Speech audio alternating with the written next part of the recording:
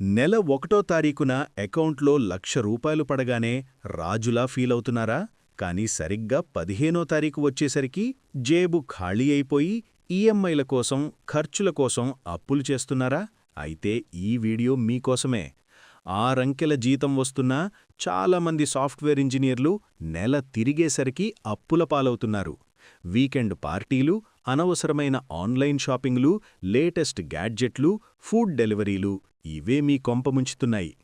ఆర్థిక నిపుణులు చెబుతున్న best secret pay your self first.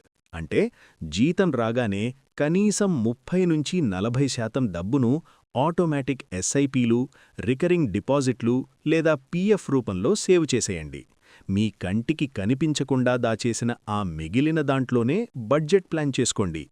ఇక ఇంటి అద్దె, ఈఎంఐల విషయానికొస్తే ఇవి మీ జీతంలో 30%కి అస్సలు మించకూడదు.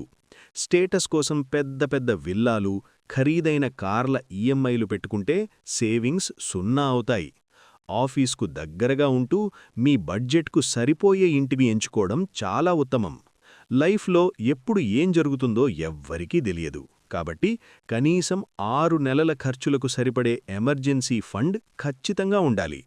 ఊహించని ఖర్చుల కోసం హెల్త్ ఇన్సూరెన్స్, టర్మ్ ఇన్సూరెన్స్ తీసుకోవడం ఫస్ట్ ప్రయారిటీగా పెట్టుకోండి.